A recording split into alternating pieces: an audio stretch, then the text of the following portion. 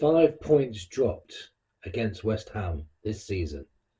We dominated both games and came away with 1 point.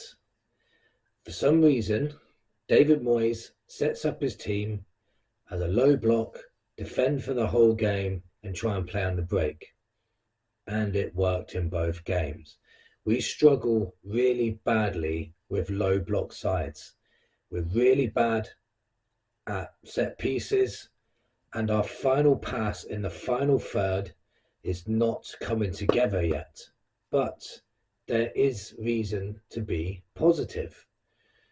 I want to talk about the game first a little bit. So we dominated possession.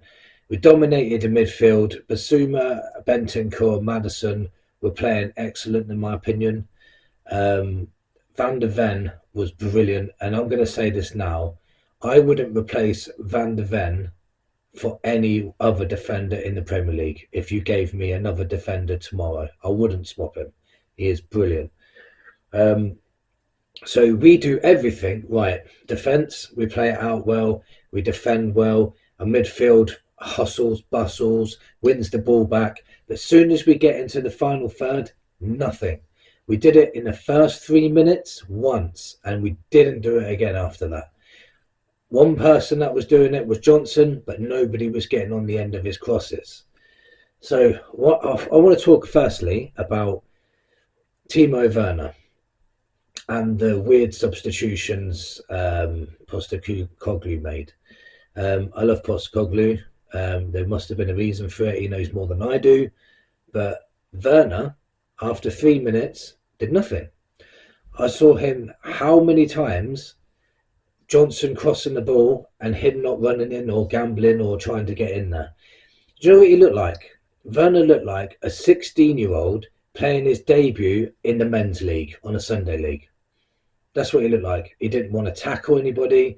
He was afraid to pass. All he did was get the ball, run backwards and pay it back to Udogie every single time. He hardly ever played it forward. Yes, he got the assist, done that one good thing, but for the rest of the game, done nothing. Absolutely nothing. For me, I'm going to find it very hard whether we should keep him or not. I really do. He gets the assists, yeah, but for the rest of the game, doesn't do anything else. On the other hand, Johnson again had another good game. It wasn't a game for him or Werner, to be fair. Let's give Werner some credit. On a low block side, what's Werner and Johnson going to actually do? They can't go on the break. They can't use their pace because it's all locked in the midfield. But Johnson still found a way. He was getting through. He was running at players. He was putting crosses in. You know, if people were getting in the box, they would have gotten the end of a Johnson cross maybe. So Johnson, Van der Ven were the only two shining lights. Basuma, Maddison and Bentancur in the midfield as well. So they weren't the only two shining lights, but I was getting carried away on emotions there.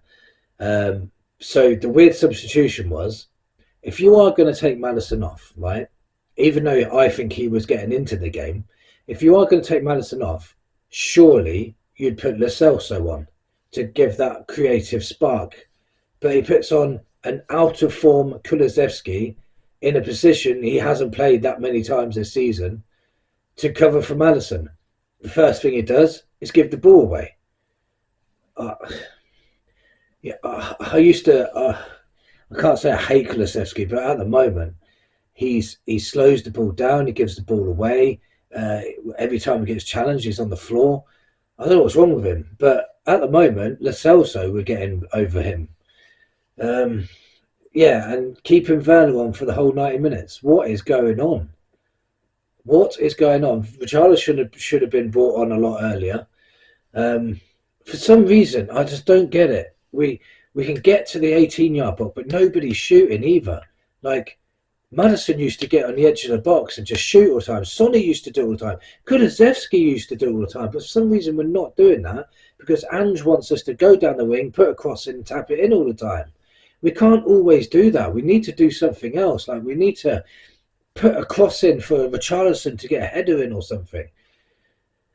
So just the game was very frustrating. very, I'd say, it's a game we should have won, and we didn't again.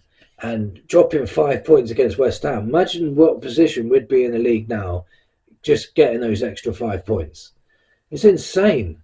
And if you think about all the other points we dropped, like we dominated Villa and lost, dominated Chelsea, and then like obviously got people sent off. And this is the reason why we should be positive. Out of everything that's gone wrong, out of all the negatives that keep happening, we still are fifth, still fighting for fourth. You can see it all coming together. We're dominating matches now. It's just the final third. I think if we got a couple of quality forwards in, we're going to be devastating next season. So there's still reason to be optimistic. I think we can do very well next season and just, do best we can this season. You can see it slowly knitting together. And once we figure out how to beat a low block side, we're going to be very devastating next season. I can see it. It's just, we just have to be very patient. It is frustrating at the moment, but it's all new. He's still learning who he can trust in his system. So yeah, we can still be positive. I'm still positive. I'm still happy with this season, considering we lost Harry Kane, how many injuries we've had, how many things have gone wrong, how many games we've dominated and still didn't win. Imagine if even half of that turns around next season. We'll be at least 10 points better off, which makes us, second in the league, behind Liverpool. So, yeah, reason to be optimistic. I'm still happy. I'm not going to exaggerate how bad this is. We've got a point away to West Ham, who, fight for everything at home, especially against Spurs, and we fought just as hard. So I'm happy with a 1-1 draw in the end. We should have won, but it is what it is. Next season's going to be a lot better.